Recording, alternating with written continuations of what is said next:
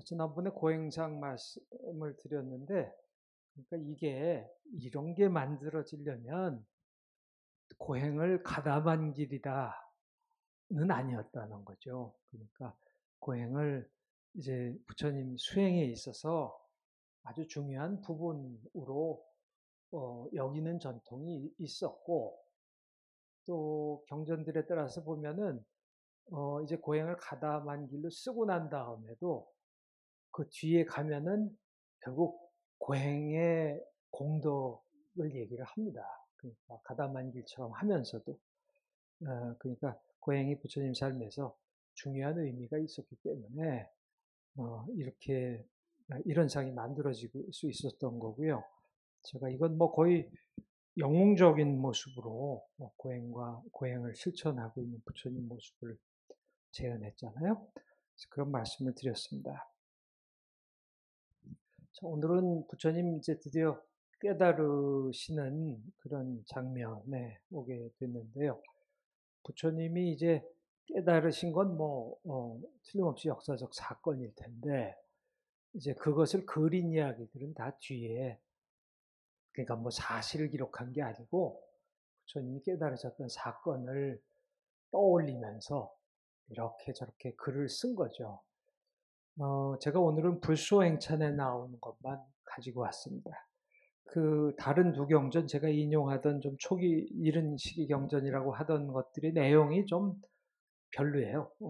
별로 그래서 굳이 안 읽어도 될 것 같고 저는 이 뒷시기 경전들은 읽질 않습니다. 왜 그러냐면은 뒷시기 경전들은 이런 거를 장광설로 꾸미고 있는데 요즘 눈으로 볼 때는 좀 과하다는 생각도 들고 뭐 결코 그런다 그래서 부처님 깨달음이 더 이렇게 우리가 거기에 더 이렇게 그게 더 훌륭한 것으로 우리가 여기게 되고 그런 것도 아니고 여러분들 불교 경제에서 그런 거 많이 보시잖아요. 과하게 그냥 뭐 온갖 말들 다 붙여가면서 그것도 짧게 할 얘기도 길게 하고 뭐 그런 게 있는데 부처님 삶을 그린 경제 뒤에 것들이 다 그렇게 많이 돼 갑니다. 그래서 그런데 불소행차는 그런 게 굉장히 간결하게 다루어져 있어요. 그래서 제가 여러분들과 함께 읽을 만한 그런 것이라고 생각을 하게 되는데요. 지금 여기 구글 지도에서 보시는 장면은 이게 팔구강이라고 하는 거고요. 이게 이렇게 겐지스강으로 흘러 들어가는 거죠. 보드가야가 여기 있습니다. 부처님 깨달으신 곳이 보드가야라는 건 뭐 대체로 다 아시죠. 팔구강을 니련선하라고도 한다 그래요. 니란자나라고도 한다 그러고 이곳입니다. 여기 계신 분들은 다 불교 성지 순례는 한 번씩 해보셨을 것 같아서 오랜 기억이 떠올리실 것 같아요.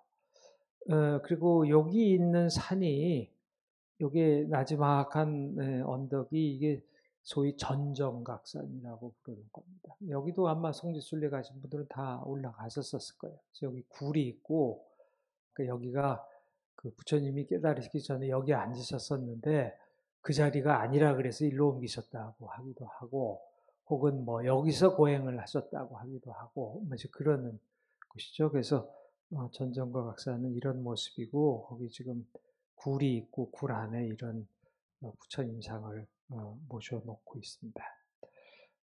우리는 이제 다시 불소행찬으로 돌아와서 이 아슈바고샤라고 하는 스님이 주님의 깨달음을 어떻게 그리고 있는가 하는 것을 읽어보도록 하겠습니다.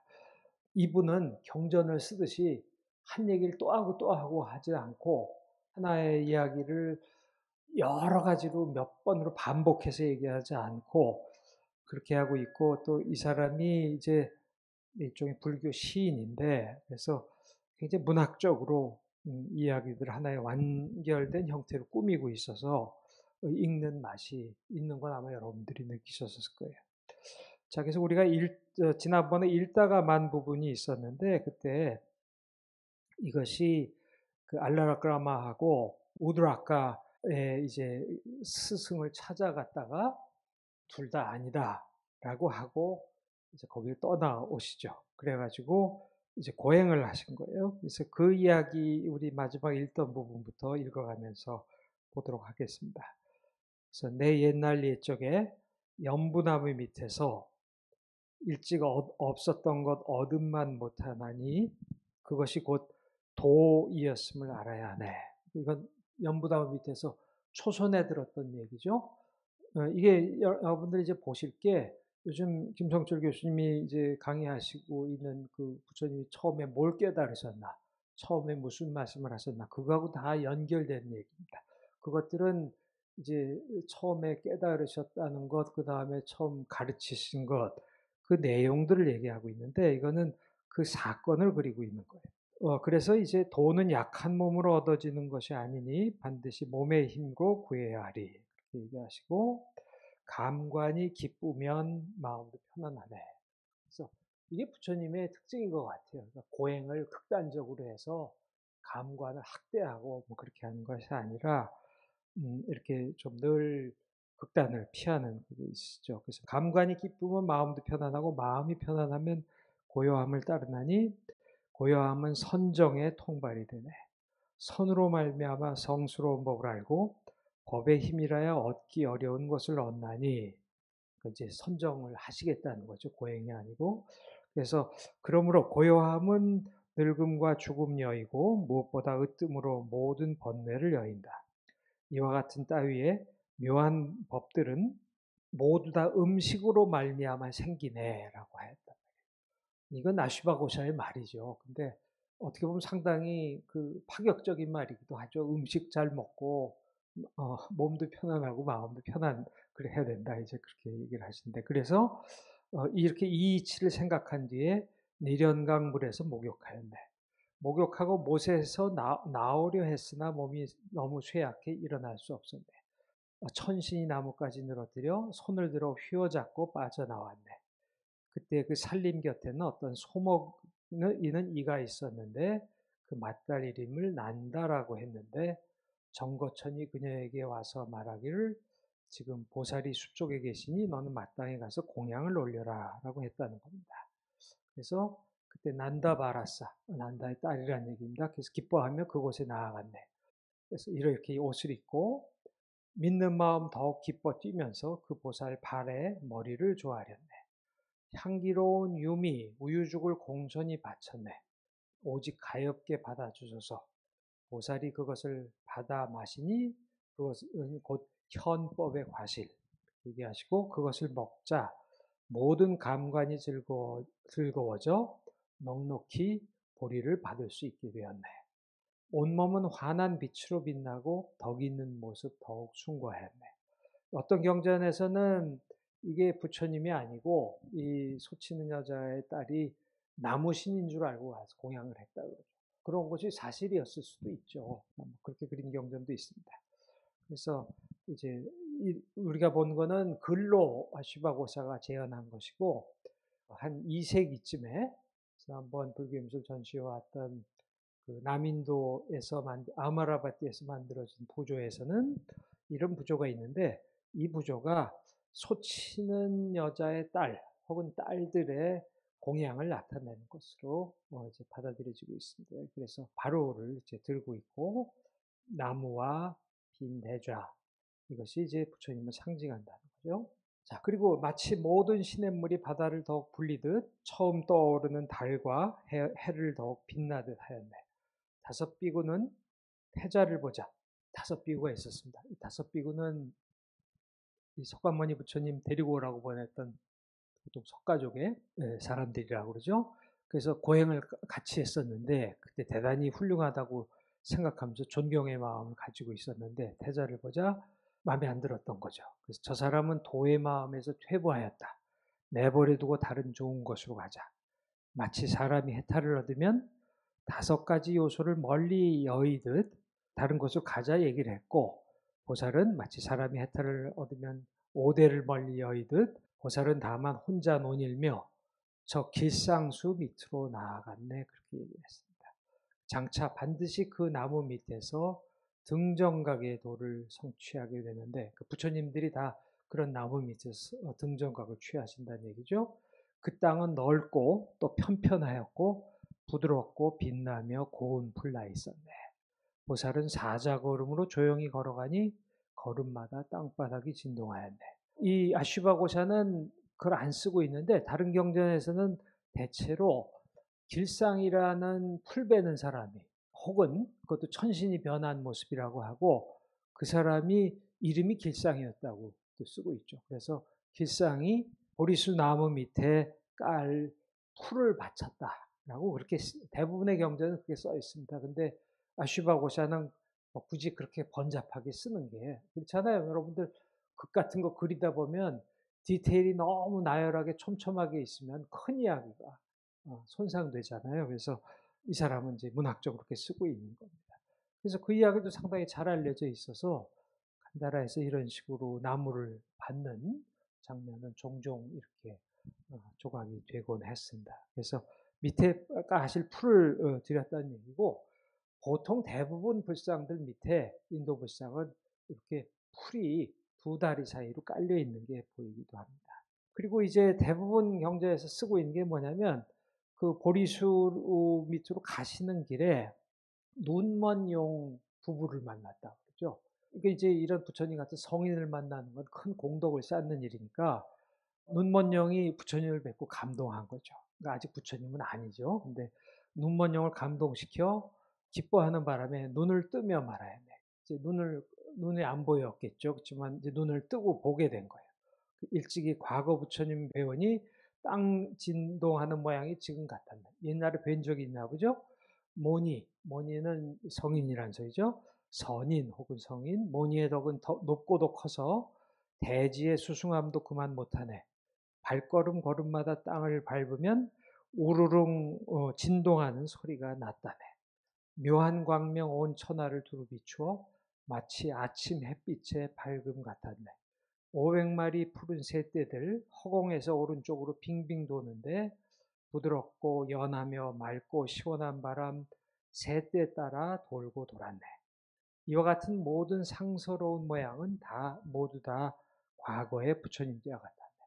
초기 경전에서는 부처님이 이제 깨달음을 얻으시기 전에 과거세에도 깨달음을 얻은 분들이 많이 있었다는 것이 무수한 수가 있었다는 것이고 미래에도 무수한 수가 있었다는 얘기를 하죠. 그것이 이제 대승과 대승 아닌 것을 나누는 기준이 되는데요. 그러니까 지난주는 대구에 가서 얘기를 했는데 뭘 얘기했냐면은 저 미륵보살 얘기를 하면서 미륵보살 얘기에 관해서 원효스님이 미륵상생경 종요라고 하는 짧은 책을 쓰셨거든요.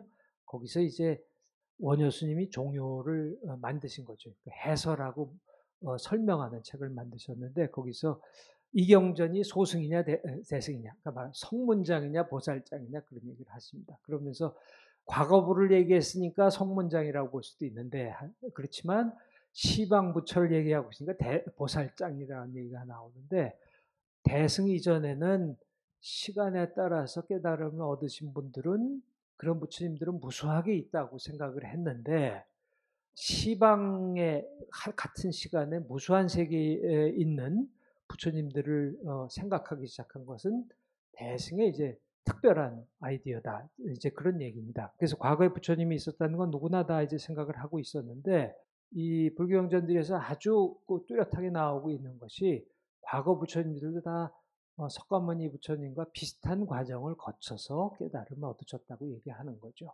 그게 바로 소위 그 장하의 암경 같은데 맨 앞에 나오는 대봉경이라든지 이가니까에도 이제 같은 게 나오죠. 거기서 이제 비바시불 얘기를 하는데 비바시불도 거의 부처님과 비슷한 과정을 거쳐서 깨달음을 얻게 돼 있고 그러니까 그것은 역사적이거나 신화적인 면에서 사실을 얘기한 것은 아니고 말하자면 그 부처님이 하나의 거대한 상징이라고 하는 걸 얘기하고 있는 것 같아요. 그러니까 깨달으신 분들은 다 비슷한 과정을 거쳐서 깨달음을 얻으신다. 이제 그런 식으로 상징을 꾸미고 있는 거죠. 자, 그래서 이제 이 눈먼 나가들을 만나는 것도 상당히 인기가 있는 주제였어요. 다른 데 잘 안 나오지만 간다라에서는 이런 식으로 여기 난간처럼 돼 있는 게 연못이라는 얘기고 연못 안에 머리 뒤에 코브라 뱀 머리가 달린 나가 깔리까라고 하는데 이 사람들이 이제 부처님을 뵙고 경배를 하고 있습니다. 이게 일찍이 과거 부처님 배우니 땅 진동하는 모양 지금 같은 이 사람은 과거 부처님을 봤다는 얘기죠. 이 전에 전생에. 근데 그래서 여기서 그러므로 알 수 있네. 장차 이 보살님도 바른 깨침의 도를 성취하리라 하고 찬탄을 했다는 얘기입니다. 요 장면에서 그 얘기를 했군요. 이게 조금 약간 좀 이상해요. 앞에는 기상초가 깔린 것처럼 얘기를 했는데 보살은 어떤 풀 베는 이에게서 깨끗하고 부드럽고 연한 풀 얻었네. 나무 밑에 그 풀로 자리를 펴고 몸을 바로 하여 편안하게 앉았네. 가부좌를 하고 움직이지 않음이 마치 용의 몸이 묶인 듯 했네. 그러면서 뭐라고 말씀하셨냐면 내 해야 할 일을 마칠 때까지 맹세코 이 자리를 뜨지 않으리. 이렇게 참된 서원을 말할 때 하늘과 용이 모두 기뻐해야 돼. 여러 가지 중생들을 꼽을 때 철용 팔부와 천인 사람을이라든지 그렇게 한꺼번에 꼽곤 하죠. 자, 그래서 맑고 시원한 실바람이 일어나며 초목도 그 가지를 울리지 않았네. 모든 날짐승과 길짐승들도 모두 고요히 소리내지 않았으니 이러한 현상 모두는 반드시 보살이 도를 이룰 징조였네. 그래서 보리수를 이렇게 가신 겁니다. 이것도 간다라 것인데 여기 아래쪽에 보면 풀이 이렇게 깔려져 있잖아요. 그래서 이제 그런 것들이 이 사람들이 신화적으로 그린 데 있어서 늘 빠짐없이 얘기하는 거예요. 이게 나무 신일 수도 있고 나중에 대지의 여신이 나오기 때문에 대지의 여신일 수도 있고 그런 존재가 밑에 보이고 있고요. 이것은 부처님이 여기 와서 앉으시려고 하니까 이건 마왕의 딸들이 부처님이 여기 앉아서 이제 깨달음을 얻으시려는 거를 이제 방해하려는 장면으로 보이는데요. 이것은 이제 클리브랜드 미술관에 있는데 그래서 여기 부처님이 있고 여기 부처님의 수호자인 금강절을 들고 다니는 존재라는 것이고 여기 이제 마왕과 마왕의 딸과 뭐 그런 존재들이 또 부처님 여기 앉으시는 걸 방해하려다 이제 뭐 그런 얘기죠. 구조가 있습니다. 그래서 이제 보리수가 이제 계속 나오고 있죠. 여기도 보리수가 있고 이건 좀 보리수 같지 않게 새겼습니다. 요건 좀 진짜 보리수 같이 만들었어요. 그래서 여기가 이제 보드가야요. 제가 말씀드린 팔루강 혹은 미련사나 그렇게 부르는 것이고 이게 강이죠. 이쪽에 있는 게 강이고 이게 물이 많지 않을 때가 많아서 이렇게 돼 있고 여기가 이제 그 우리가 가는 보드가야의 중심 구역이고요. 그리고 여기 연못이 있던 것도 좀 기억이 나서 입구가 이렇게 들어가요. 여기 있는 거는 제가 요 다음 달쯤에 말씀드리겠는데 이게 힌두교 신두교 사원입니다. 그 얘기 왜 이렇게 이런 얘기가 나오는가 다시 뒤에 말씀드리겠는데 여기 큰 불당이 있고 뒤쪽에 보리수가 있죠. 그래서 보리수가 지금 있는 높은 건물의 뒤쪽에 이렇게 보리수가 있습니다. 지금 이 앞에 건물이 언제 세워졌는지 좀 정확하지 않는데 상당히 이르게 본 사람도 있고 앞에 있는 높은 건물이 한 1, 2세기쯤으로 본 사람도 있는데 우리가 확인할 수 있는 데는 한 7세기. 현장 스님이 여기에 갔던 630 몇 년경에 이 건물을 봤어요. 굉장히 높은 건물이 있다는 걸 봤거든요. 그때 만들어진 건 확실한데 그 전에 400년대 여기 갔던 법현 스님은 이 건물 얘기를 안 하고 있어요. 그래서 그 시기에는 없어질 가능성이 상당히 높지 않을까 싶고 제 생각엔 한 6세기쯤에는 만들어지지 않았을까 뭐 이제 그렇게 생각이 되는데 좀 특이하죠. 여기 이렇게 이런 성물이 있는데 성물 앞에다 큰 불당을 짓는다는 게 좀 제 생각에는 좀 쉽게 납득가는 일은 아닌데 이제 이 커다란 보리수 나무 밑에 부처님이 앉아서 성불을 하셨다고 이제 하는 거죠. 근데 제가 뭐 여러 강의에서 그런 말씀 드린다면은 이 나무가 보리수라는 게 중요하게 등장하는 이유는 인도에 원래 거대한 나무, 성수에 대한 숭배가 있었기 때문에 그런 겁니다. 그 나무에 정령이 살고 그게 풍요의 신이고 뭐 사람들이 저기 다 기원하는 것이 풍요 아니겠습니까? 그리고 뭐 옛날로 거슬러 올라가면은 모든 자연 현상이 다 신비롭고 그중에 거대한 나무도 그런 것들 중에 하나였을 테고요. 뭐 그건 어느 문화에나 다 있어 성수에 대한 숭배는. 그래서 그 나무 숭배를 불교도들이 상징으로 사용한 거죠. 그래서 부처님이 깨달음을 얻으실 때 비도 피하고 햇볕도 피하려면 나무 밑에 앉긴 앉으셨겠죠. 그렇지만 그 나무를 특별히 성스럽게 여기는 것은 불교 이전에 성수에 대한 숭배를 이제 잇고 있는 거라고 할 수가 있는데요. 그 나무 밑에는 부처님이 앉으셨다는 자리가 있죠. 그 금강좌라고 부르는데, 금강좌라는 것은 그 자리가 아주 단단해서 부처님이 깨달음을 하실 때는 땅이 막 움직였다 그래요. 지진이 나듯이. 그러니까 이제 그런 중요한 성스러운 사건이 일어날 때는 그렇게 땅이 움직이는데, 그런 사건을 감당할 만큼 땅이 단단해야 되기 때문에 그 자리를 이제 금강좌라고 부릅니다. 앞에 저기 전정각산에 처음 계셨다 그런 얘기도 하는데, 천신들이 그 자리가 아니고 과거에 부처님들이 앉으셔서 깨달음을 얻으셨던 자리는 여기가 아니고 다른 데 있다라고 해서 여기로 옮기셨다는 거죠.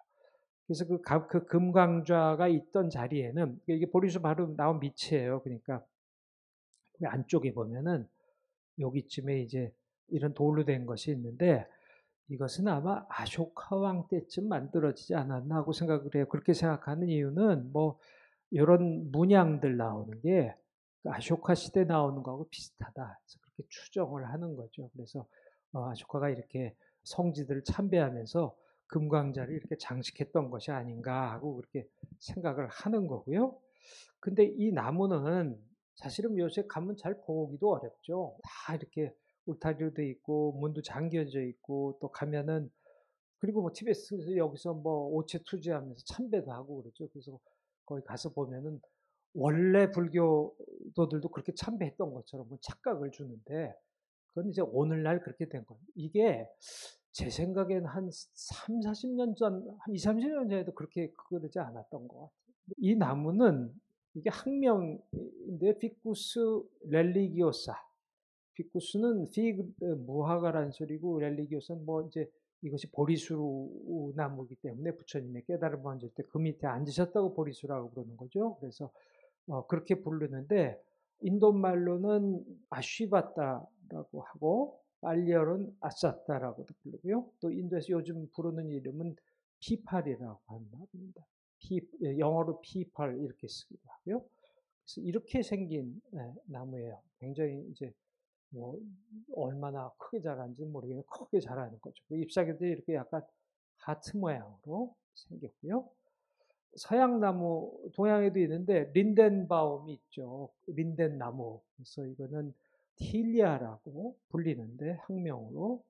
이건 다른 나무입니다. 근데 린덴이 여러 종류가 있는데 틸리아 자포니카도 있답니다. 학명에 일본 이름이 붙은 거죠. 그래서 이제 뭐 조금씩 차이가 있겠죠. 그 독일에 있는 린덴하고. 그래서 일본, 중국 중에 그 린덴이 있대요. 우리나라는 잘 모르겠어요. 우리나라도 옛날에 뭐 배제고등학교 가면 뭐 보리수 있다 누가 뭐 그랬던 것 같은데, 옛날 저도 학교 갈 때 누구한테 그런 얘기 들은 적이 있어요. 그 나무 있다고. 근데 일본에서 자기네 있는 그 일본말로 뭐라 부르는지 모르겠어요. 그 나무를 일본 사람들이 보리수라고 여겨서, 그래서 그 린덴바움에도 보리수라고 하는 이름이 붙여지고 그렇게 해도 됐다. 그렇게 알려져 있습니다. 이건 뭐 확실한 얘기니까요.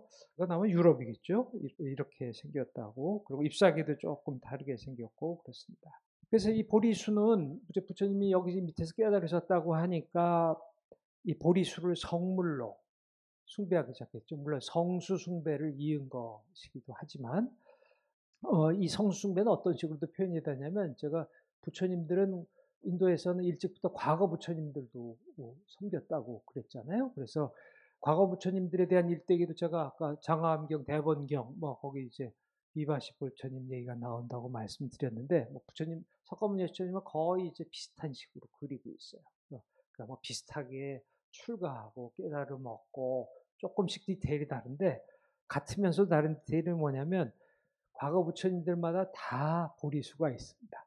깨달음의 나무가 있는데 나무의 종이 다른 거예요.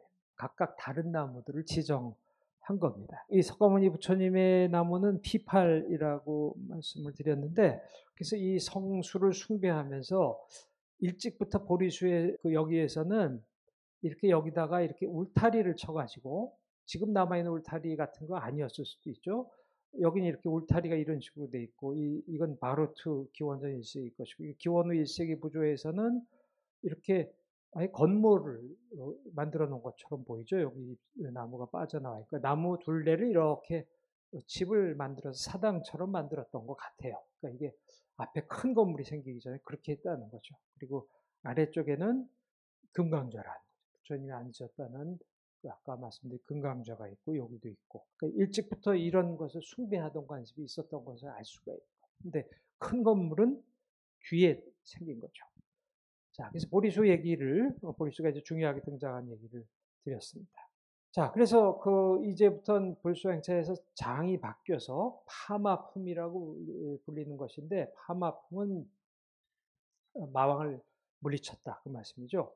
선왕족의 큰 선인은 보리수 밑에서 굳고 튼튼한 서원을 세우고 반드시 해탈의도를 이루려 하였네. 귀신과 용과 모든 하늘 대중들은 모두 다 크게 기뻐했으나 법의 원수인 마천왕은 홀로 근심하면서 기뻐하지 않았네.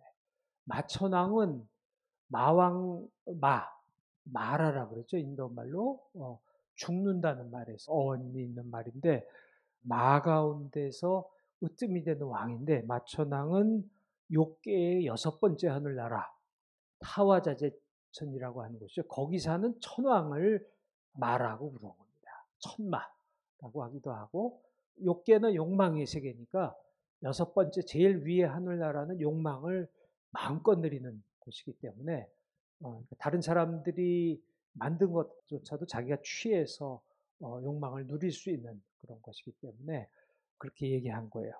이제 하늘나라에서 지상에 내려오실 부처님은 네 번째 도솔천에 계시다고 그러죠. 아래서부터 네 번째 두시다라고 하는 것인데 제가 지난주 강의가 생각이 나서 말씀을 드리는데 미륵성생경종요에서 원효 스님은 이제 미륵보살도 도솔천에 계시거든요. 부처님이 될 분들은 다 도솔천에 계시다 내려온다고 얘기를 하는 거예요. 그러면서 왜 도솔천이냐 얘기를 하면서 밑에 하늘나라는 너무 무겁대요. 욕망이 무겁고 위에 두 개는 너무 가볍다라고 얘기해요. 그래서 그 도솔천쯤이 가장 적절하고 거기는 족함을 아는 곳이다. 그렇게 원효 스님이 그렇게 해설을 붙이고 있더라고요. 그래서 이 마천왕은 천신입니다. 그러니까 이게 그 뭐 지옥 같은 데 뭐 있는 뭐 그런 존재가 아니죠. 그래서 오욕자재천왕이라고 하는 오욕을 마음대로 누릴 수 있다는 거죠. 오욕자재천왕은 갖가지 전투하는 재주 갖추고 해탈하는 사람을 미워함으로 그를 이름하여 파순이라 하네. 파순은 인도말 빠삐아라고 하는 말을 옮긴 것이고요. 그래서 대부분의 경전에서 깨달음을 그리고 있는 경전에서 이 마왕의 딸 얘기가 나옵니다. 마왕의 딸이 보통 먼저 와서 부처님을 유혹하는 것으로 돼 있어요. 마왕에게 세 딸이 있었는데 아름다운 얼굴에 맵시 있는 자태와 갖가지 방법으로 사람 홀리는 기술은 천녀들 가운데 제일이었네. 그 첫째 딸의 이름은 요겸이고 둘째 딸 이름은 능열린이고 셋째 딸 이름은 가애락이었네. 다 욕망을 즐기는 것과 관련된 이름이죠. 이 세 딸들이 함께 나아가 아비 파순에게 아뢰었네. 무슨 근심이나 걱정이 있습니까? 그러자 아비는 그 일들을 갖추어 여러 딸에게 심정을 하소연했다네. 저 세간에 큰 모니가 있어서 몸에는 큰 서원의 갑옷을 입고 손에는 대아라는 활과 굳세고 날카로운 지혜의 화살을 쥐고 싸워서 중생을 항복받으며 우리 경계를 부수려 하고 있다. 전에도 저기 다른 경전에서도 마왕 근심에 든 장면 얘기 나왔었죠. 태어나셨을 때. 그러나 나는 우선 저만 못하리. 중생들 모두는 그를 믿으며 해탈의 도로 돌아가려 하나니 내 영토는 곧 비게 되리라. 그러면 참 좋겠는데요. 욕망을 이기기가 참 어렵죠. 지금 우리 요즘 세상은 고통은 현저하게 줄어들고 욕망은 어마어마하게 많은 그런 세상이 되어 있는데요. 비유컨대 사람이 개를 범하면 그 몸이 비게 되는 것처럼 또 해안이 아직 열리기 전에는 내 나라가 그래도 편할 것인데 나는 이제 가서 그 뜻을 부수고 그 다리를 끊어버려야겠다라고 하고, 그래서 이에 활을 잡고 5화살을 가지고 산의 계집들 권속을 거느리고 그의 길안림으로 나아가 중생들이 편안하지 않기를 빌었네. 그 숲에 간 거죠. 거기서 모니가 고요하고 잠잠히 삼류의 바다를 건너려는 것을 보고 왼손에는 굳센 활을 잡고 오른손으로는 날카로운 화살을 퉁기면서 보살을 향하여 외쳐 말했네. 이 화살 얘기를 하는 경전도 있고 안 하는 경전도 있는데요. 화살이 등장하게 된 것은 인도에서 애욕, 욕망을 까마라 그러죠. 근데 까마는 애욕이고 대표적으로 그리고 성적 욕망이거든요. 그래서 까마가 신이기도 한데 욕망의 신이, 욕망의 신은 화살과 활을 들고 다닙니다. 그러니까 이게 저기 그리스 신화 같은 데 나오는 사랑의 신과도 같은 그런 영상을 하고 있는 것인데, 처음부터 그랬던 건 아닌데 이 타와자제천 마왕과 까마를 같은 것으로 이렇게 아이덴티파이하는 전통이 생겨났어요. 불교 내에서. 그래서 활을 들고 화살을 들고 이제 애욕의 화살을 쏘는 거죠. 거기 한번 꽂히면 고통을 받게 되는 건데, 저기 우리 11월 1일 날 우리 강연회 심포지움 하는 건 다 잘 아시죠? 네, 5분을 모시는데 저는 그래도 다른 데들하고 또 좀 다르게 해보고 싶어서 그런 희망을 가지고 있는데, 5분이 이제 강연을 하시는데 그 중에 한 분이 권성만 교수님이라는 저희 서울대학교 심리학과 계시던 교수님이 오셔서 강연을 하세요. 그분이 저한테 책을 한 권 주셨는데 죽음에 대한 책을 이렇게 방대하게 쓰신 거예요. 죽음의 심리학이라고 해서 그분이 강의를 굉장히 잘하세요. 그 유튜브에 가시면은 이분 강의들이 몇 개가 있어요. 이분이 굉장히 성실하셔서, 그러니까 성실하게 굉장히 공부하시고 제 생각엔 타고나는데 굉장히 좀 선하게 타고나신 것 같아요. 그래서 책도 굉장히 많이 쓰셨고 죽음에 대한 얘기를 이제 마지막적으로 쓰셨대요. 또 하나 책은 뭐였냐면 사랑의 심리학이라는 책을 쓰셨다는 거예요. 왜 그러냐면 이렇게 상담을 해보면 맨 사랑의 문제더라. 와서 상담하는 사람들이.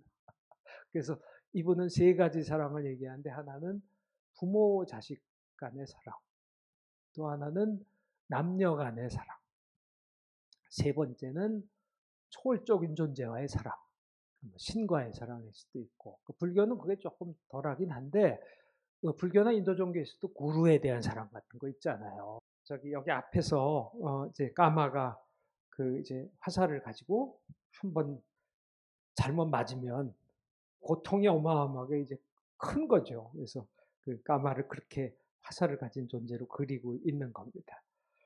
그래서 이제 보살을 향해서 외쳐 말하기를 너 찰제리는 크샤트리아는 빨리 일어나거라. 왕자라는 얘기죠. 죽음이란 참으로 두려운 것이니 너는 마땅히 스스로의 법을 닫고 해탈의 법은 버려야 하느니라. 싸움 익히고 복짓는 모임 열고 모든 세간을 항복받아 다스리다가 마침내 하늘에 나는 즐거움을 얻거라. 그런 거나 하라고 이제 하는 거죠. 뭐하러 힘들게. 이 길만이 좋은 이름 남기는 훌륭한 조상들이 행한 길이니 선왕인 높은 조상의 후예로서 걸사는 거기에 걸맞지 않다. 만일 지금 일어나지 않는다면 우선 내 뜻에 맡겨두겠지만 삼가 굳은 맹세를 버리지 않겠거든 내 화살을 하나 쏘아서 시험하리라. 월강의 손자 깔라라는 사람 얘기겠죠. 깔라도 또한 나의 이 화살로 말미암아 조금 부딪히자 바람에 날아가듯 그 마음 미친 증세 내었느니라. 그리고 고해함을 지키는 고행 선인도 나의 이 화살 소리를 듣고 마음에 심한 두려움 생겨 정신이 아득하여 본성 잃었네. 하물며 너는 이 말세에 태어나 나의 이 화살 벗어나기 바라는가. 만일 내가 이제 속히 일어난다면 다행히 안전함을 얻게 되리라. 이 화살은 독기운이 가득하여 원통하고 슬퍼하며 벌벌 떨리라. 온 힘을 다해 화살을 감당해도 자신 하나 편하기도 오히려 어렵겠거늘 하물며 화살도 감당치 못하는 그대가 어떻게 놀라지 않을 수 있겠는가. 많은 이러한 사실을 들어 보살을 협박하고 핍박하였네. 보살은 이 마음이 즐거운 듯 망설이지도 않고 두려워하지도 않았네. 이미 그만한 근기를 갖고 태어났고 제가 태어나는 게 중요하다고 얘기했죠. 그러니까 전생의 업이 중요하다는 얘기인데 또 이 금생에 와서도 고행도 하시고 그걸 다 한 거죠. 그 준비 과정이 없이 이렇게 되겠어요? 그래서 마왕은 곧 화살을 쏘고 아름다운 세 딸을 보냈네. 화살도 쏘고 대상도 보낸 거죠. 보살은 그 화살 보지도 않고 세 딸도 또한 돌아보지 않았네. 마왕은 근심하고 또 의심하면서 혼자 입속으로 중얼거렸네.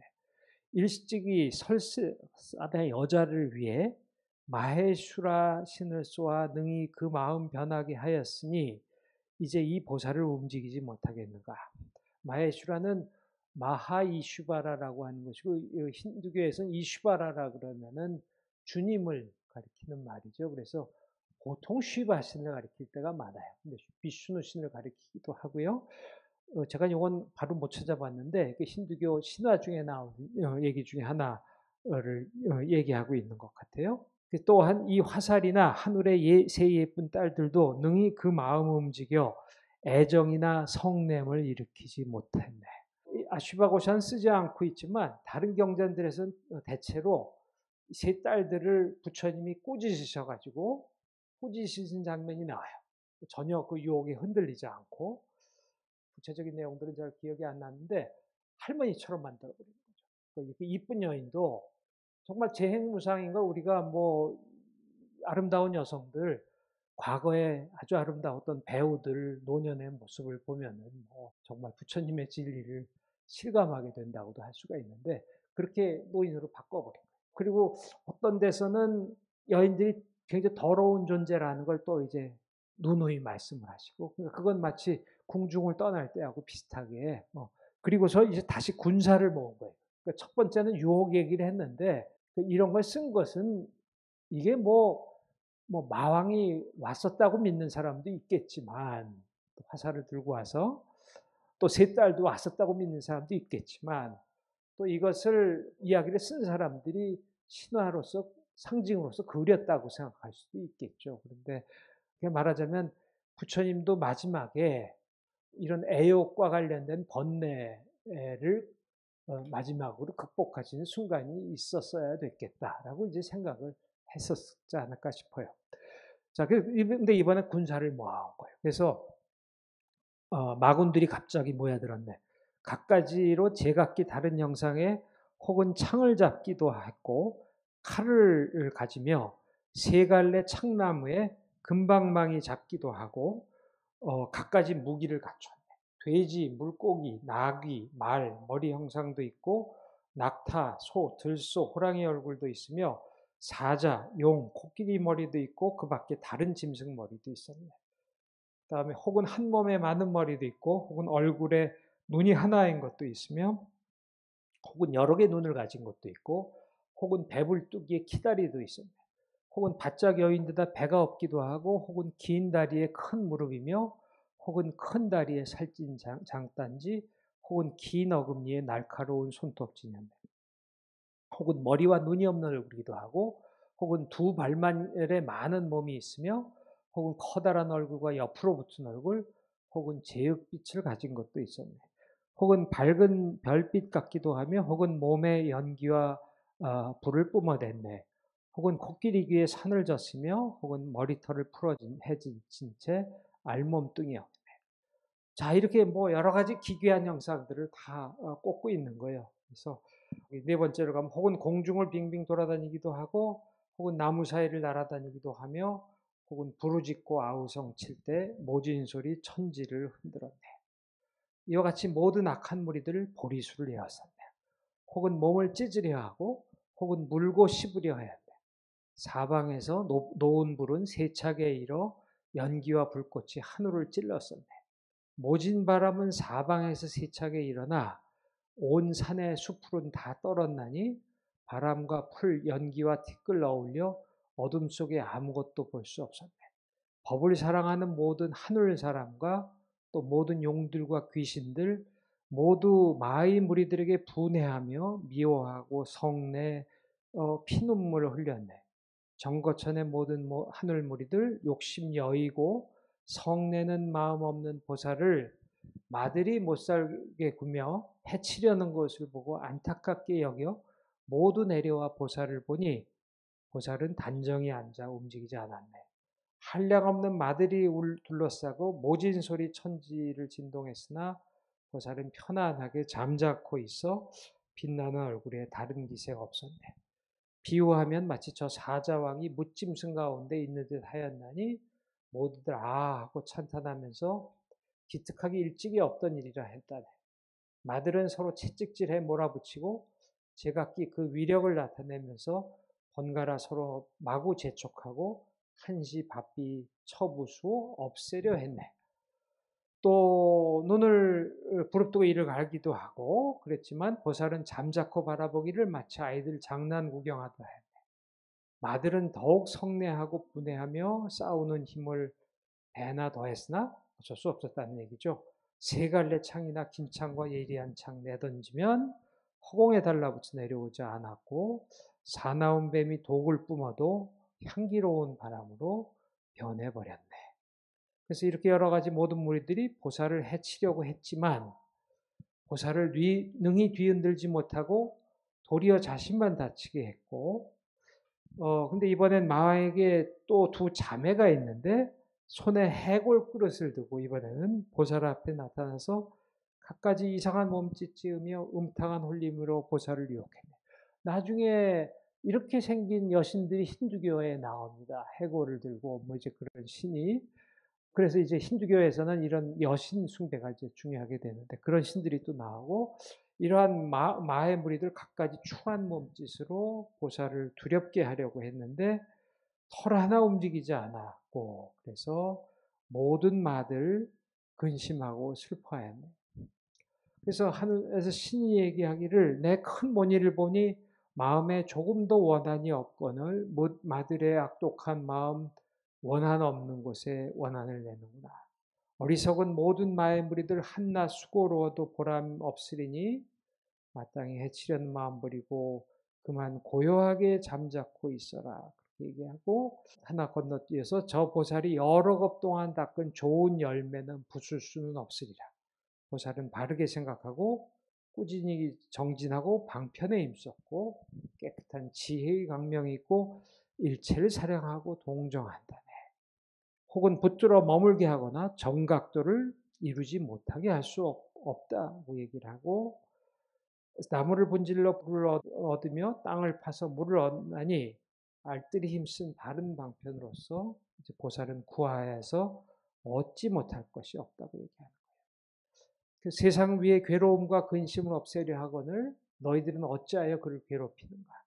이 세간은 모두 어리석고 미혹되어 모두 다 삿된 길 집착하는데 보살은 바른 길을 닦아 익혀서 중생들을 바르게 인도하려고 하네. 세상의 높은 스승 괴롭히는 것, 그것은 아주 큰 잘못이라. 마치 큰 벌판 가운데에서 상인들을 속여 인도하는 것 같네. 지혜의 등불을 켜려 하거늘 어찌하여 그 등불 끄려 하는가. 중생들 모두 나고 죽음의 큰 바다에 빠져 헤매기에 지혜의 배를 만들고자 하거늘 어찌하여 그 사람 빠뜨리려고 하는가. 율의계로서 자 여기 욕됨을 참으로서 법의 싹으로 삼고 뜻을 굳게 가짐으로써 법의 뿌리를 삼는다네. 율의계로 땅을 삼고 바른 깨침으로써 법의 줄기를 참으며 지혜의 큰 나무에는 위 없는 법을 열매로 삼는다네. 모든 중생들 보호하려 하는데 어찌하여 그것을 배려하는가.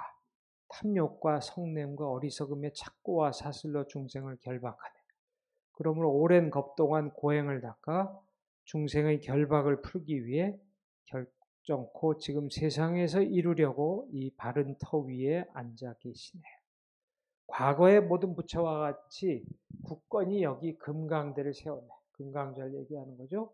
사방팔방이 다 흔들려도 오직 이 땅만은 안온하다네. 능히 묘한 선정을 받을 수 있나니 너희들이 무너뜨릴 수 있는 것이 아니라 다만 너희들은 마음을 낮추어 모두 교만한 뜻을 버려야 하네. 그리하여 좋은 스승이라는 생각을 갖죠. 참고 견디며 받들어 섬겨야 하리. 마들은 공중에서 난 소리를 듣고 또 보살의 안정함됨을 보자 부끄럽고 창피해 교만을 버리고 다시 길을 돌려 하늘로 돌아갔다.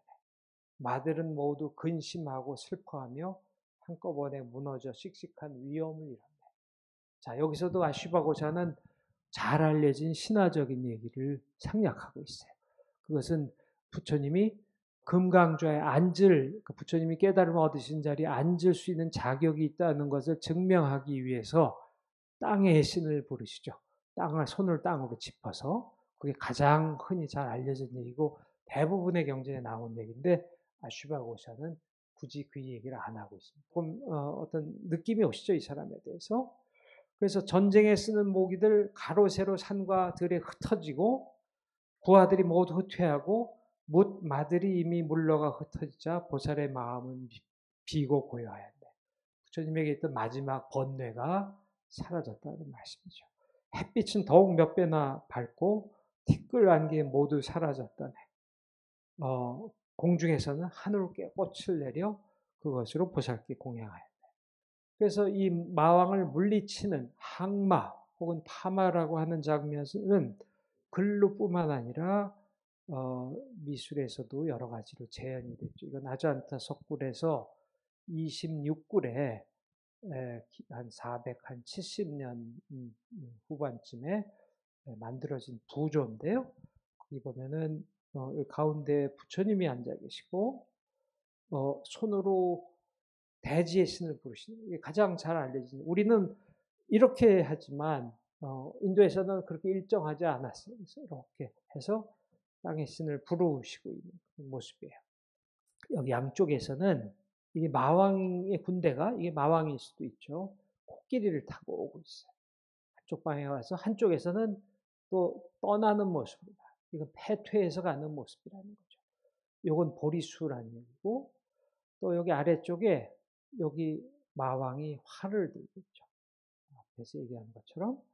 그리고 여기 앞에 있는 것들은 다 여인들이에요. 부처님을 유혹하려고 했던 마왕의 딸들이 있고 한쪽에는 마왕이 이제 근심에 잠긴 모습으로 앉아 있어요. 그리고 그 앞에 딸들이 이렇게 앉아 있고요. 이게 디테일이 이게 마왕 군대고, 그러니까 요게 마왕 자신이 있을 때 코끼리 타고 이렇게. 그리고 여기 뭐 이상한 뭐 동물 머리 뭐 약간 저기 경전에 나왔던 것처럼 다 그 비슷한 게 어디서나 다 비슷하게 나오기 때문에 그런 것들을 이렇게 새기고 있고요.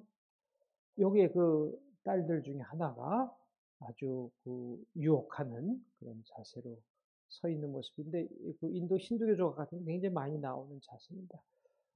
힌두교는 뭐라고 할까요? 욕망을 이걸 억제하고 극복하려고 하기보다 욕망에 대한 찬탄 같은 이미지가 굉장히 많이 나오죠. 그리고 이것이 마왕이에요. 근심에 잠긴 마왕이 딸들과 함께 앉아 있는데 이게 우리 반가사유상에 나오는 자세하고 같은 자세. 우리 반가사유상에 나온 자세는 인도 기준으로 얘기하면은 부처님이 이제 근심 보살이의 경우에는 그런 자세인데 그래서 뭐 우린 이렇게 하지만 뭐 이렇게 되기도 하고 뭐 여러 가지가 나오는데 마왕이 이런 모습으로 나오고 있는 겁니다. 이거는 아잔타 1굴에 나오는 벽화인데 여기에서도 역시 손으로 땅을 짚고 있어요. 역시 이렇게 하고 있어요. 여기 마왕의 군대들이 역시 비슷한 식으로 나타나고 있어요. 그리고 여기 아래쪽에 마왕의 딸들도 보이고요. 비슷하게 그랬죠. 그래서 이건 모사를 한 그림이 잘 안 보이니까 그래서 칼 들고 막 공격하고 있고 무서운 얼굴 짓고 있는 것도 있고 동물 모습도 있고 뭐 그런 것들이 양쪽에서 공격을 하고 있고요.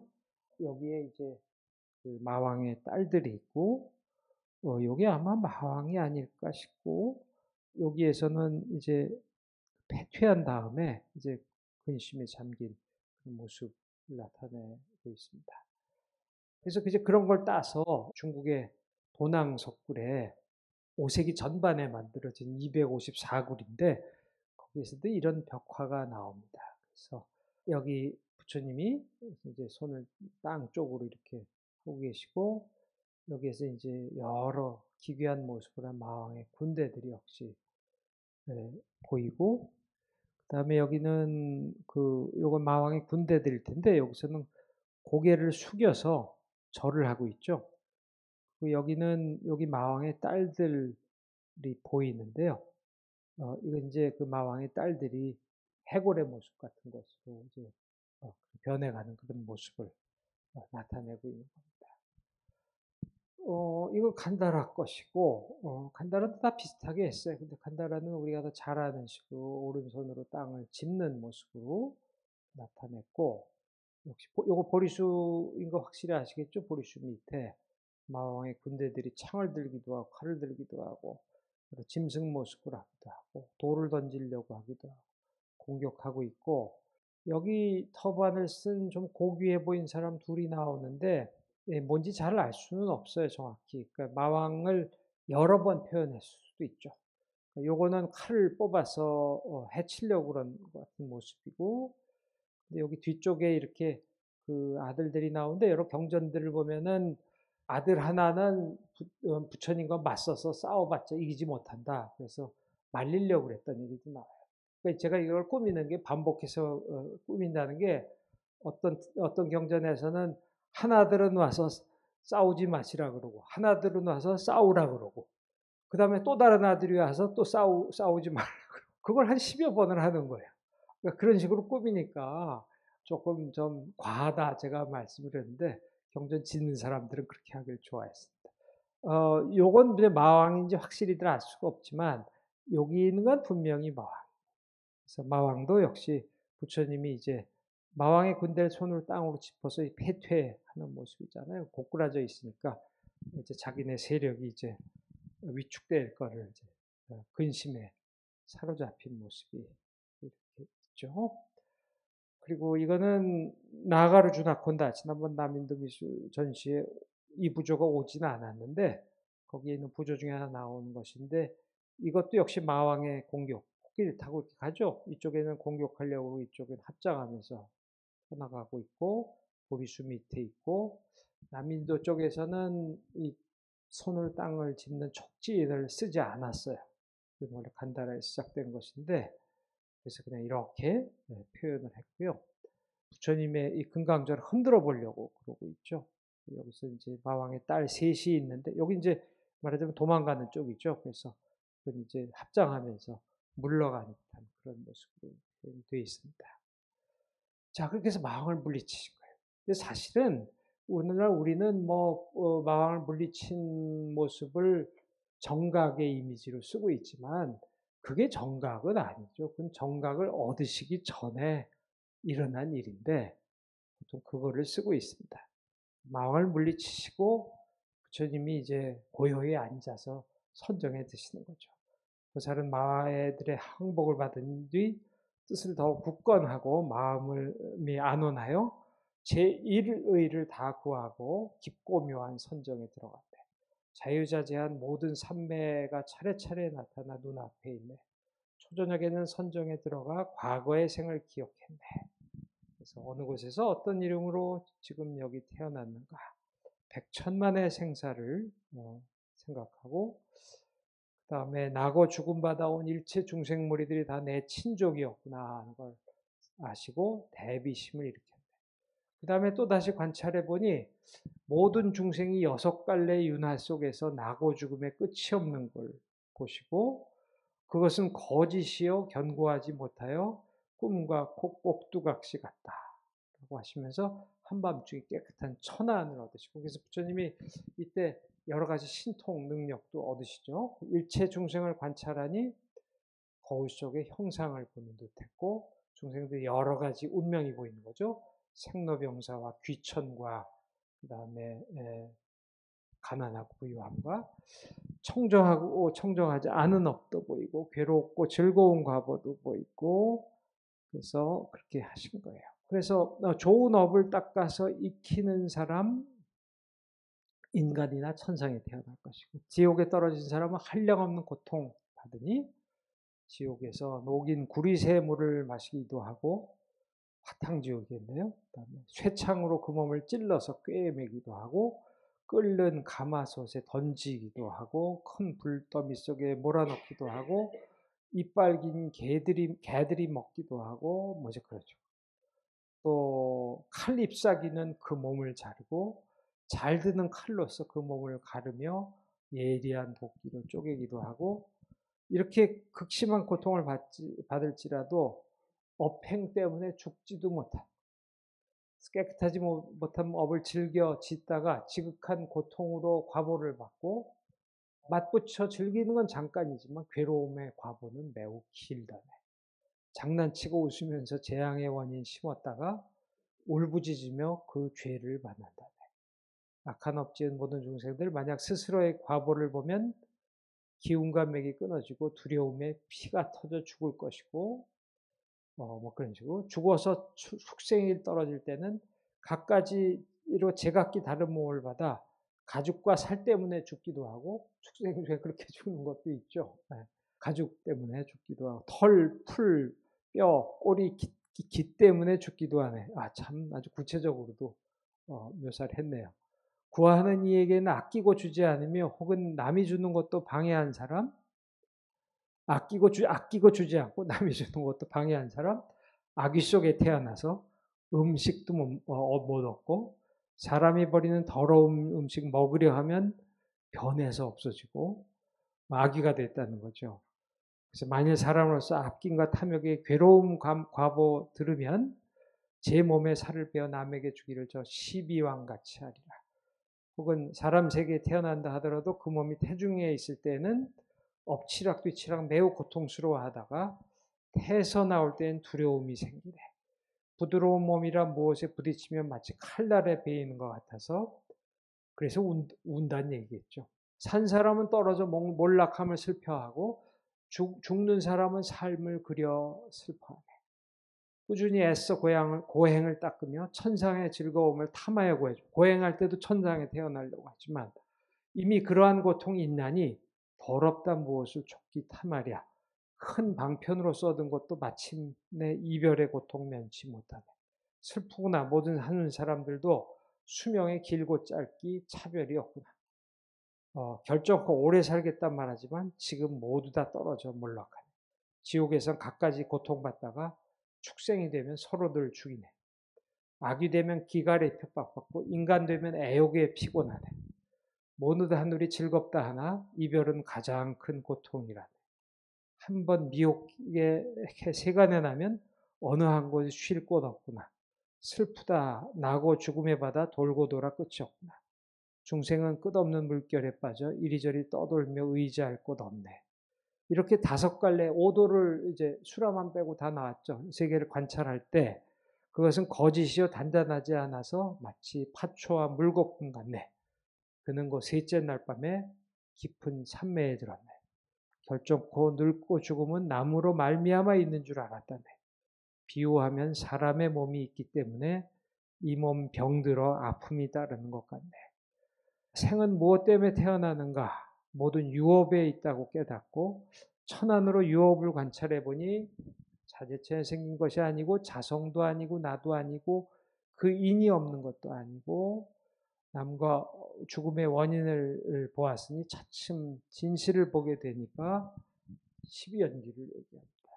그러니까 이게 야슈버가사는 이제 그 부처님이 이렇게 깨달음을 얻으셨음직한 걸 자기가 문학적으로 재창조하고 있는 유의업에서 취가 생기는 것이니 그러니까 생로병사 전에 유가 있고 취 마치 불이 섬나무를 만난 것 같아요. 취는 애로서 인을 삼고 애는 수에서 생김을 알았나니 그래서 거기서 고와 낙을 깨달아 편안함을 구한다는 얘기죠. 굶주리고 목마르면 음식을 구하니 수가 애를 내는 것도 또한 그러 모든 수는 초골인으로 산다니 세 가지가 아파요. 고와 낙이 생기네. 곧 촉은 육입에서 생기나니 장님은 밝음을 느끼지 못하기 때문에 육입은 명색에 질어나니 싹에서 줄기와 잎이 자라는 것 같아요. 명색은 식으로 말미암아 생기니 종자에서 싹과 잎이 생기는 것 같아요. 그래서 식은 다시 도로 명색을 따라 이제 거꾸로 가는 거죠. 그래서 마치 사람과 배가 함께 나아가고 물과 육지가 서로 당기는 것 같네. 마치 사람과 그래서 명색에서 다시 가는 거죠. 그는 촉을 내고 촉수에 취, 그다음에 생노사 이렇게 나오는 거죠. 중생은 인연으로부터 생겨남을 정각께서는 다 깨달아라 결정코 바르게 깨달아 마쳤다네. 그래서 생이 닿으면 늙음과 죽음 멸하고 거꾸로 가는 거죠. 그래서 각각 거꾸로 올라가서 명색까지 멸하고, 식이 멸하면 명색이 멸하고, 행이 멸하면 식이 멸하고, 식가 멸하면 그러니까 식으로 가서 행이 멸하면 식이 멸하고, 식가 멸하면 행이 멸하나니 그렇게 큰 선인 정각을 이루었네. 이와 같이 정각을 이루신 뒤에 부처님은 세간에 나오셨나니 팔정도는 넓고 크며 편안하고 고전 길이네. 필경에는 내 것조차 없나니 해야 할 일 이미 마치고 먼저 바른 깨달음을 얻었네. 제일 가는 묘한 이치 끝까지 본지 큰 선인방으로 들어서자 어둠은 불러가고 밝음 생겨났고 그가 하는 일 모두 조용했다네. 무진법을 체득하여 일체지는 밝디 밝았네. 그러자 땅이 두루 울려 흔들렸다네. 우주는 모두 맑고 밝은데 천령 여러 신들이 구름처럼 모여들고 공중에서 하늘 음악이 연주되고 맑고 시원한 바람, 향기로운 비, 꽃들도 피고 과일도 저절로 무르익고 꽃들이 하늘에서 내려와 저 모니존을 공양하였네. 다음 다른 무리들의 모든 중생들 살아가는 마음으로 서로 따라 노니니 두려움은 모두 다 사라져 없어지고 성내고 교만한 마음 아주 없어졌네. 이제 부처님 깨달음을 얻으시니까 다 세상이 많이 일시적으로 편안해지는 거죠. 나쁜 악도의 무리들도 잠시 편안해졌다네. 온갖 번뇌 잠깐 동안 그쳐 지혜이들은 점점 밝음 더하였네. 감자 종족의 선인들로서 하늘에 태어난 이 사람 옛날 친척들이죠. 부처님께 세상 나오신 보고 기쁨이 충만하여 꽃비를 내리고서 공양하고 부처님을 천탄하고 모두 기뻐하면서 춤추듯 뛰며 어쩔 줄 몰라 하였네. 오직 마천왕만은 마음으로 무척 근심하고 괴로워했네. 부처님은 다시 이래 동안 선정에 들어 깨끗한 마음으로 보리수에서 관찰할 때 똑바로 응시한 채 눈 깜짝하지 않았네. 나는 이 보리수 의지하여 오랜 마음의 소원이 이루었으니 나 없는 법에 편안히 머무르리. 그래서 불안으로 중생들을 관찰하고 먼저 그런 말씀을 하시고요. 본래 서원을 생각하고 설법할 마음이 다시 생겼네. 그리고 누가 번뇌가 가장 적은가 관찰을 하시고, 그래서 그때 범천이, 하늘나라에는 범천이 부처님이 법을 청해 굴리게 하려고 세상에 내려와서 마음으로 공경하고 기뻐하면서 부처님께 합장하고 간청하였다. 세상이 무엇이 경사롭고 법됩니까?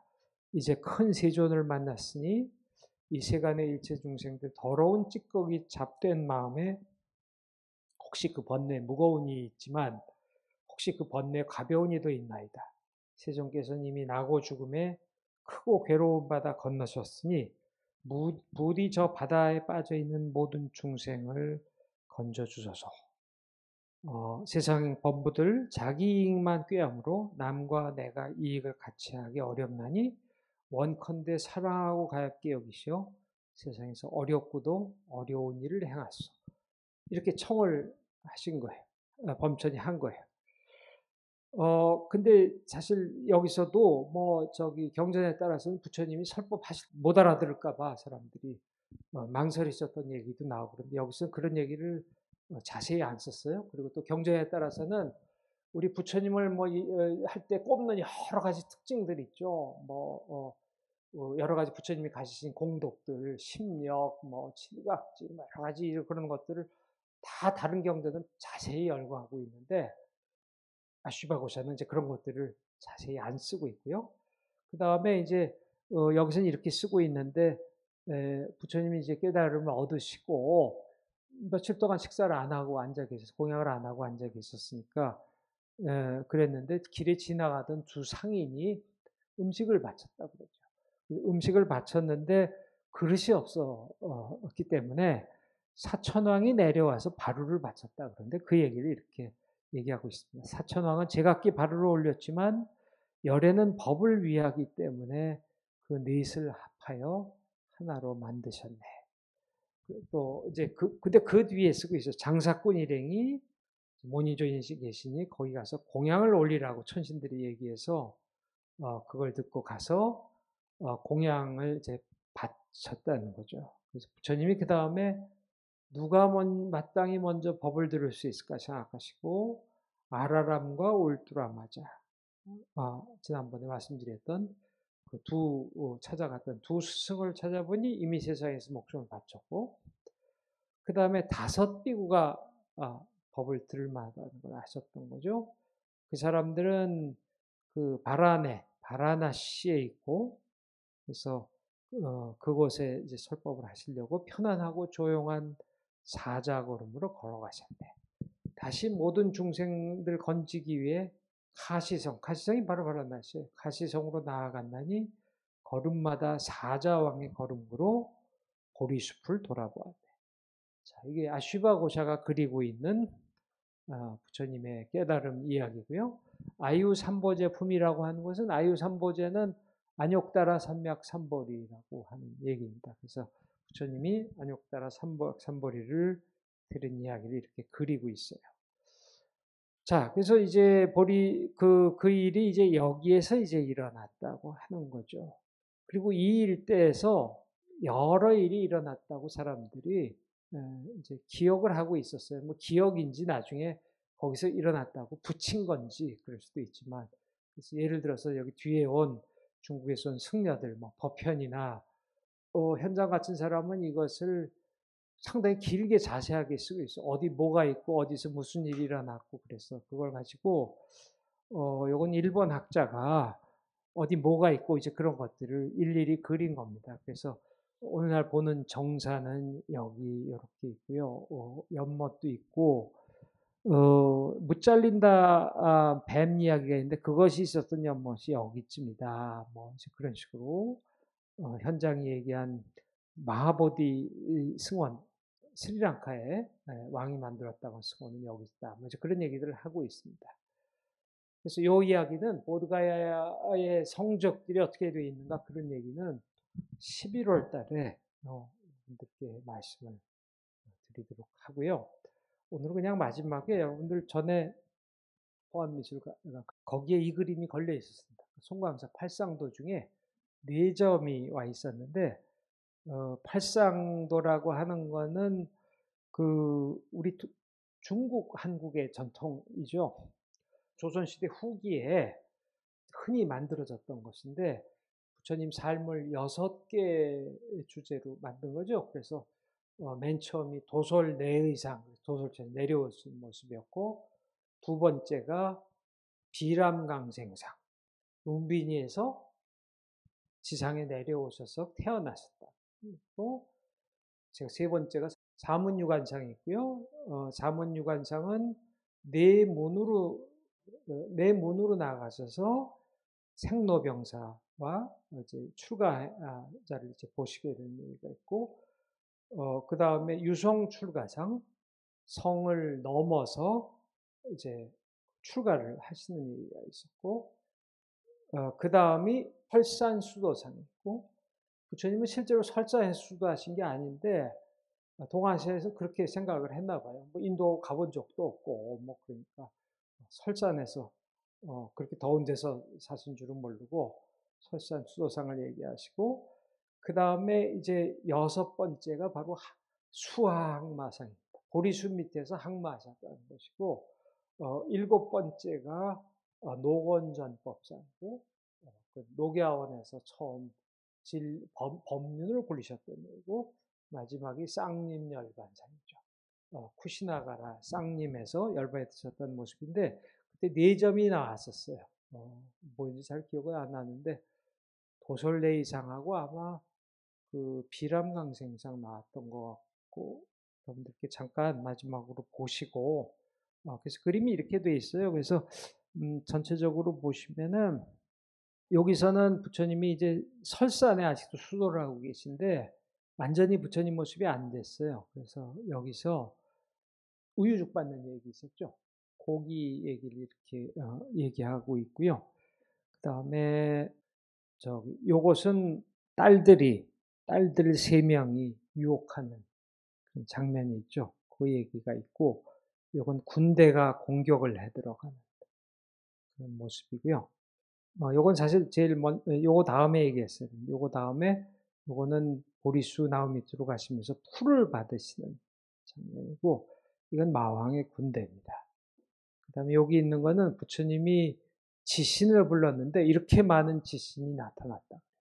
그래서 부처님이 깨달음을 얻으실 자격이 있다는 걸 증명하고 여기 이제 마들이 참여하고 지금 뭐 바닥에 자빠져 있고 그런 모습으로 표현되어 있습니다. 그걸 보시고 이제 마무리를 하도록 하겠습니다. 여기 마왕의 딸들 얘기가 이렇게 있고요. 자, 앞에서 말씀드렸죠. 가까이 요거는 이제 위쪽에 요 설산순이었고 말씀드린 그겁니다. 그래서 요게 보시면 모구가 먼저 그다음 자가 잘 안 보이는데 그 죽을 바쳤다는 의미가 있고 그다음에 이것이 그 풀 받으시는 그런 모습이고 그다음에 여기 마왕의 딸들 이제 유혹하는 그런 모습이 있고요. 그다음에 이것이 이제 공격을 칼 들고 공격하는 모습 보이시죠? 그다음에 이제 이게 부처님이 손을 땅으로 짚어서 이게 지신들이 이렇게 출현을 했어요. 마왕이 마가 참여하고 죄를 참여하고 있고 자빠진 마들도 있고 여기서 뭐라고 얘기하냐면 제가 지금 그 명문을 안 가지고 있는데 제 기억에 의하면은 부처님이 이렇게 말씀하신데 너는 옛날에 그 여러 뭐 천신들이나 그런 존재들을 많이 공양을 해서 육욕천에 제 여섯 번째 육욕천에 욕계에 태어났는데 나는 수많은 부처님을 공양을 했다. 그러니까 내 공덕이 얼마나 크겠느냐. 이제 그러면서 그런 얘기를 하시는 거예요. 그러면서 그것을 땅의 신이 증명할 것이라고 이렇게 얘기를 하신 거죠. 자, 그래서 그냥 그림을 간단히 봤고요. 이제 오늘 말씀은 여기서 마치도록 하겠습니다.